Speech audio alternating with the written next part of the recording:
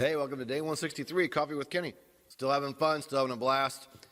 Your response to all the videos lately have been awesome. This is such a good time. Enjoy doing this every day. And I have a question today from one of our longtime ground school members, Colton, who I'll throw a picture up. I met Colton at Heli Expo 2018 along with Kyle Parrish, who he recently highlighted in a video. I'll put that video link above and below, where the young man is out now flying tours in New York City just after a couple of short years of getting his career going, getting his training done, getting his first several jobs, building his time, and he's out there doing it. Another one of those videos to prove the naysayers wrong.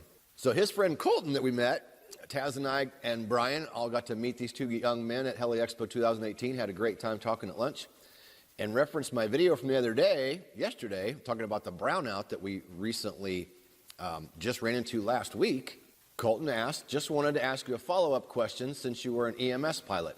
I'm guessing with EMS or off-airport rescues, you've had to occasionally land in a brownout or whiteout situation. Can you explain proper techniques to handle the situation to be safe while also completing the mission? Okay, one thing that comes to mind right off the bat is in the EMS environment that I came from is they said, we're not using the term mission anymore because mission implies that this is something you have to do. Okay, so in order to be safe, there are times where you just have to make other decisions or not go or whatever the case is. So we don't, in the company I worked for, we did not use the term mission. And if you think about that, that makes sense. You know, in the military world, a mission is a mission. They're going in and getting shot at and saving lives and doing all kinds of things. In the civilian world, we're not normally getting shot at. So the term mission, sometimes they were worried that it would drive people to make bad decisions. Okay, back to this question. I know in your example with your student, it was a practice off-airport landing, so it wasn't necessary to land. In this case, I understand that best practice was to pull power and remove yourself from the situation. Exactly, which is what we did. We flew out of there, and everything was good. However, let's say you need to land in that specific spot to rescue the clients. What are the proper techniques to safely land in a brownout or a whiteout situation, or what are the best practices in these types of situations? I have an answer for this, a really good one, and that is pick another spot.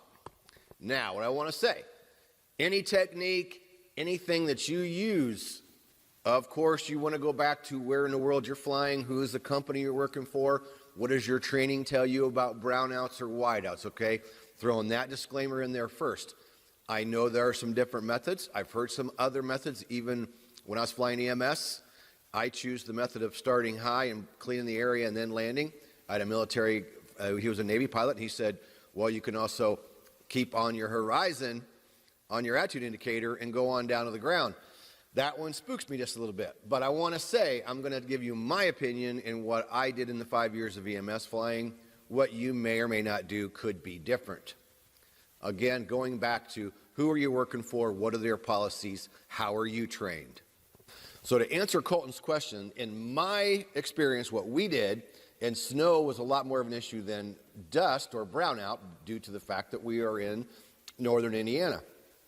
So simply what we did for snow, you got to remember snow can be really light and really fluffy. Sometimes snow can be wet. So you're always kind of taking a guess on, or at least an educated guess, if you're paying attention to the temperature, paying attention to how soft is the snow.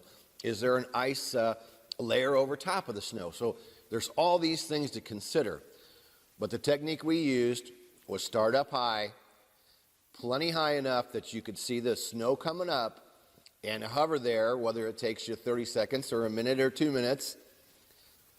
Clean that area below you, staying high enough that you can keep your visibility. And then slowly work your way down, bit by bit. And if you're real slow and careful, you'll be able to see as that snow starts to dissipate and start to thin out. And then you can keep coming down very slowly, very carefully. That's what I did, and that's what a lot of the other pilots did here in the Midwest. So there is an option. I have one other story about brownout that I've done in the past in ground school, and I believe I even talked about during Coffee with Kenny, but we went to land at a off-airport landing at an accident near a railroad track, but we knew it was summertime, we knew it was dusty. I pre-warned the crew. They wanted us to go in, the fire department asked us to land in this parking lot. I knew it was gravel because I lived several blocks away from where I was going, so I knew that it was a gravel lot. And I knew it was going to be dusty, and I pre-warned the crew, I don't know if this is going to work. We're going to go very slowly, and if the dust comes up, it's going to fly away. And that's exactly what happened, and it surprised the firemen on the ground. It surprised everyone. Luckily, I was ready, the crew was ready, and when we saw this dust bowl coming up, we simply flew away, and we started way high above treetop level and just started coming down real easy. And when that dust came up, it came up fast. Luckily, we had plenty of time to just fly away. So here's what you do. Pick another landing spot. And I will tell you, for what worked for us here for 5 years in northern Indiana, and I don't remember ever having emergency personnel complain. We have to, by the 135 regulations, you have to have contact with the emergency crew on the ground. In our case, normally the medic was on the radio. While the helicopter pilot's flying, the medic's on the radio talking to the ground personnel. Many, many times when we would go to land at a certain area, if we did not like that spot, we would pick another. And this was very common, and nobody ever complained. Of course, when you have emergency personnel on the ground, they may pick what is a really good spot or what to them appears to be a good spot. So they're doing the best of their ability to pick a good spot that they believe is safe. Now, when you come tooling up in the helicopter and you're at 500 AGL at least and you're flying circles around any given spot, you see things that the people on the ground can't see. And many times, for example, let's use snow. The area they want you to go to is snow covered. And then you look over here and there's a Walmart parking lot that's freshly cleaned, and maybe it's closed and there's almost nobody in the parking lot for whatever reason, okay? So we would relay to the ground personnel, hey, thanks, we see the spot where you're wanting us to land, but we see another area off to the east, 1/4 of a mile. That is much safer, it's more open, it's more clear. That's where we would like to go land. And majority of the time, they understood, no problem, and they move over and get ready and set up for you to land in another location. That is my best advice. The way Colton answered that, well, what's the safest way to land in a brownout or a whiteout? I think we could all agree that it's a very dangerous situation. And for me, my opinion and what I prefer to do, I'd rather stay high, start to come down and see what's going to happen, and if there's any kind of an issue, fly away and pick another spot. And again, I'm going to reiterate, in the emergency area, even though it's emergency medical service, we were trained, we're flying cargo. Again, your job as the pilot is to get everyone from point A to point B safely. You don't think about it as a medical emergency, because if you do, then you're going to take chances and you're going to do things that you wouldn't normally do if, let's just say, you were hauling boxes of nails. That's the way our EMS company put it to us. They said, guys, you're hauling boxes of nails. Now, this isn't to be, the fact that we don't care about people. That's not it. We care about people. If you crash the helicopter trying to land somewhere, you can kill yourself and the whole crew before you even get to your patient. So, we try not to use the term mission, because that implies you have to do it no matter what. And I think, again, we can all agree, brownout and whiteout can be very, very dangerous. Again, you need to look at where are you flying in the world, what are your company policies, how are you trained, because that could dictate what they want you to do on how to avoid these issues or how to land in them. But I'm going to go back to, if you don't like the landing spot, don't do it. And this is across the board, private pilot, going for fun, EMS, no matter what. I can remember one of the guys that taught me a lot in EMS was a Vietnam era pilot that had been flying EMS for a long time. And this gentleman taught me a lot of really cool stuff, right? I mean, he taught me good stuff. And why not? Flying for 40-some years, flew in Vietnam. Of course, he's got a lot of great insight and things that he relayed to me. And he said, on another note, kind of along the same lines, going to land off airports or whatever, once you're on the ground and you're on the ground safely, stay put. Don't lift the helicopter back up and move it to accommodate someone else. And let's use the example medical crew. Let's say over here's the ambulance, and this is where they're going to get the patient, because the patient's in the ambulance. And you land over here, and they say, oh, can you move closer so we don't have to walk as far. Don't do it. Again, it's not to be uncaring, but so many times helicopter pilots will wreck the aircraft after they've already landed, and then they go to pick up to try to reposition the aircraft just to make somebody's walk easier, and then hit an obstacle or get into a dynamic rollover or have some other oddball thing happen. So you, as pilot in command, always have to make the choice. I'm not going to land there. I don't feel comfortable landing there.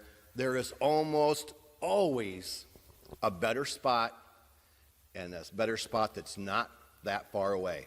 5 years of EMS, never was I not able to find a place to land. There was always somewhere nearby. And again, the medical crews or the ground crews, the EMS, the fire, the police, nobody ever complained when we said, hey, we see that spot, but you know what? Because of some obstacles or because of snow or soft ground, whatever the case is, we chose another place to go land, and it worked out every time, and not once did anybody ever complain. So again, your pilot in command, you have to make the choice. Do what you feel is right, and if your gut says don't do it, just don't do it. There's always a better plan. If your gut's telling you something's iffy, it probably is. That's my best advice on that one. Hey, subscribe to the channel and click the bell so you can be notified of our daily video. We're getting more and more traction. People are digging it. We got Helicopter Check Ride, Amazon #1 bestseller. Top 10 check ride tips, Amazon #1 bestseller. I co-authored with Taz Chrisman, 2018 Flight Instructor of the Year. Go down below for a link on those. We ship you those books for just shipping and handling. We bought them for you. I just carried another box in today for Heather. A whole box of books just came in, and I got more coming this week because we almost ran out of my first one, and we're getting low on the second. So we have new books coming in. We've shipped hundreds of these things, and we're going to continue to do so. Also, you can go down below. I am Kenny Keller, curator of Helicopter Land Ground School. You can go below and take our training for a 24-hour test flight. That's on private, commercial, certified flight instructor, and instrument pilot. You can take any one of those courses for a 24-hour test flight. If you like the training and it's something you want to utilize, keep it as long as you like, cancel anytime. Or if it's not right for you at this point, remove your credit card from in the Helicopter Land Ground School site before the 24 hours is up, and you'll be billed nothing. Or if you signed up with PayPal, simply go into PayPal and end your subscription in there, and you will be billed zero. You will be billed nothing. What more can I say? 7 years online, hundreds of happy ground school members, so many great stories we've shared, great pictures we've shared with so many people that we have helped. It's absolutely amazing. I'm amazed every single day at the comments that we get and the pictures people send and the stories they share. It's unbelievable. It's absolutely and truly 100% hands down freaking amazing. So make sure you subscribe, click that bell when you do. Go down below to get a free copy of our paperbacks. We ship them to you for just shipping and handling. Or go down and take the 24-hour test drive down below as well. And we will see you in day 164. Hell yeah.